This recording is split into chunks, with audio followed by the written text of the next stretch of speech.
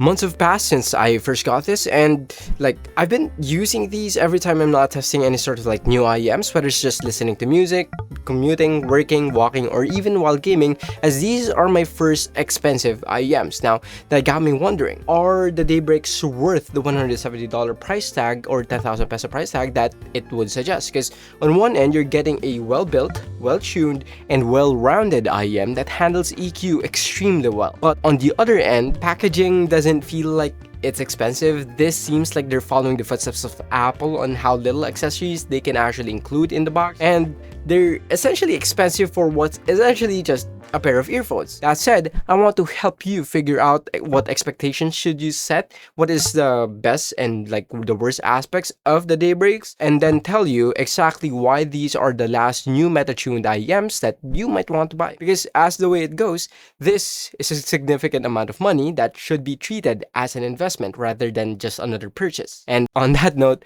thank you, James.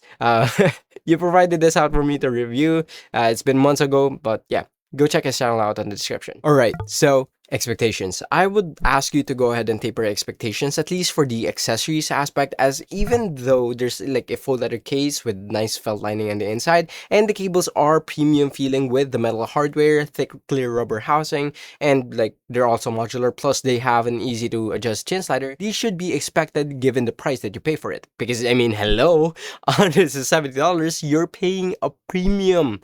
So you should get and you should expect a premium. But the accessories included sound like they're pretty good, right? Like, why am I trying to negate this? Well, that's the case until you look at the basic small, medium, and large silicone ear tips that are subpar and irritating, along with this cheap feeling foam ear tips. Now, sure, the newer batches have like the short, wide, extra small to large size ear tips, but come on, did they really need to be told that the $170 IEMs deserve better than cheap feeling ear tips?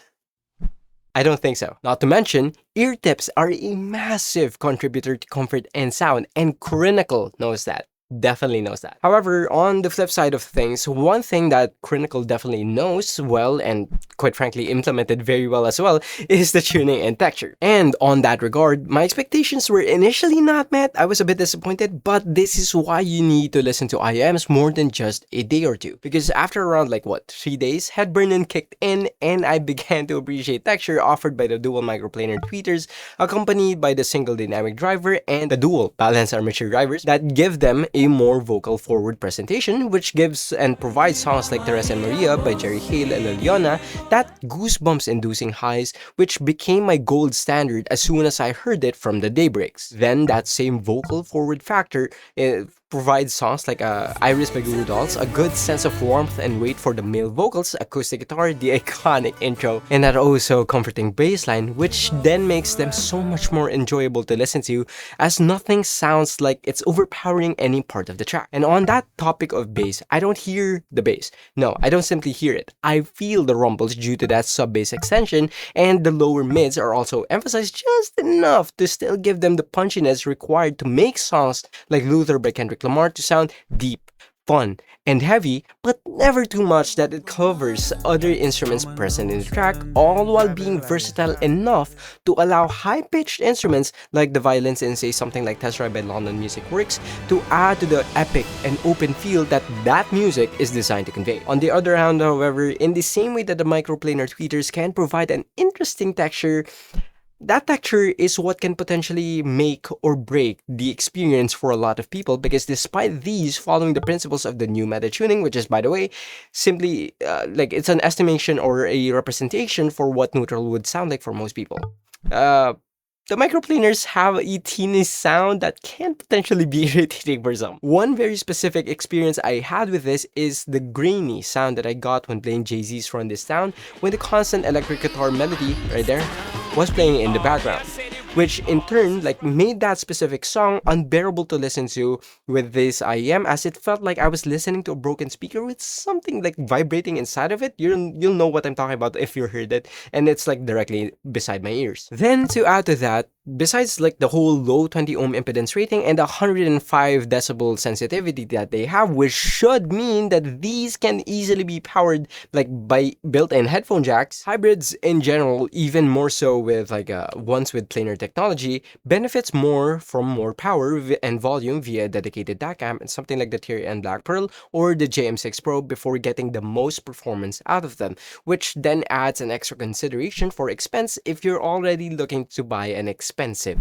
IEM. But you could go ahead and argue that this should be an expected expense because phones no longer have headphone jacks and like you're buying an expensive IEM, so you should have the gear. Okay, fine. Then when it comes to like the whole potential grainy sound, you can just say that hey, these can be tweaked by EQ because they're good at accommodating EQ customization. Sure. However, what you can't really change is going to be the build shape and comfort associated with said build, which is borderline too big, at least for me.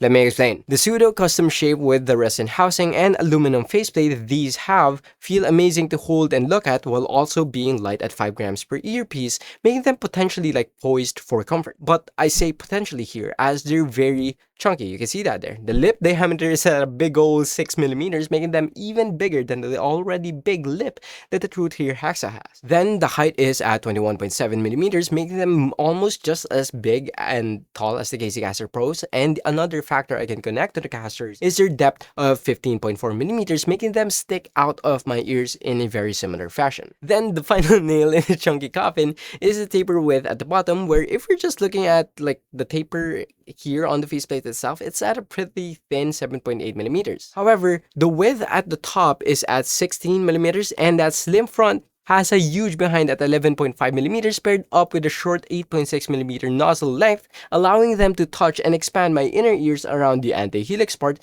which is what made them uncomfortable to wear after an hour of like constant use, even while using the Tangzu Sankai tips. All things considered, however, like I'd say that this is still not too bad given my small ears, but the size and potential discomfort should be something that you should consider. Now, of course, it sounds like I have a lot of criticisms, and I do, because again, these are expensive, and I'm not simply going to let these things pass me by without pointing them out to you, as my promise to you is that if you watch my videos, my reviews, you won't waste money on junk. So if that sounds good to you, make sure to hit like and subscribe. As quirks and criticisms aside, now we actually talk about what made this IEM an endgame, potential endgame candidate in my opinion. I said that Critical knows how to tune well and adjust for good texture, right?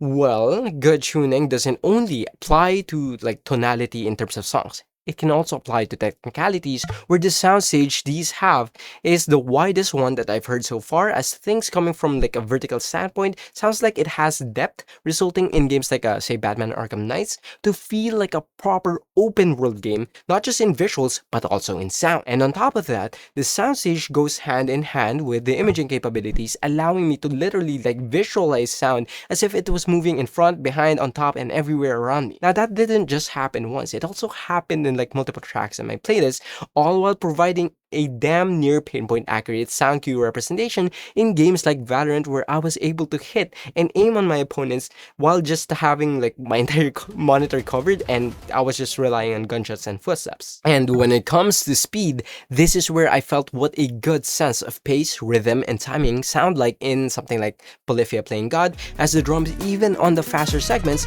sounds tight and controlled, which results in the bass like not smearing over the guitar parts, making the harmonics of that song stand out even more, all while keeping the track feeling like energetic and clean. Now, rhythm-wise, I would say that the Daybreaks nailed that connection between what is heard and what is felt, then sudden tempo shifts land exactly where they should, and like notes don't linger longer than they need to, which results then in like making complex or poorly produced tracks like Orange by 7 to sound effortless and fast. Then there's separation in detail retrieval. The Daybreaks outperform something like say the Crinear Hexa even with their heavier bass response, as you still get the same like instrument clarity that the Hexa is known for, but it's wrapped in a more textured and more fun, more enjoyable sound that feels alive rather than purely analytical. And that all nicely wraps up and brings me to their capabilities of handling EQ customization extremely well, as although these are not on the same level as say planar magnetic IEMs in the aspect of EQ, they don't get as distorted like the Zigat Lush when adjusting something like from the bass onwards to the treble, allowing you to enjoy the benefits of the dynamic and BA drivers present while not letting the treble performance like go downhill and texture to suffer, as the microplanar tweeters presence allows that region to get covered. And on that note, I'm happy to like place the Crinear Daybreaks in A tier, borderline B plus tier, where although these has its own set of quirks and limitations, and of course things to look out for, the performance speaks for itself in terms of like delivering fun and detail in terms of gaming, music, and even editing. Not to mention, if you want to go ahead and experience the new meta tuning, this is going to be the cheapest option out of all of the options around you, and you don't really need anything more than the Crinear Daybreaks, as rice will taste like rice despite the potential differences in texture, where unless you do something completely different, like in said rice, or in this case the tuning, it will sound like all the other ones. Alright, so that's the Crinear Daybreaks. My name is Charles. Goodbye. Oh, and thank you, James. Again, amazing stuff. Accessories suck though.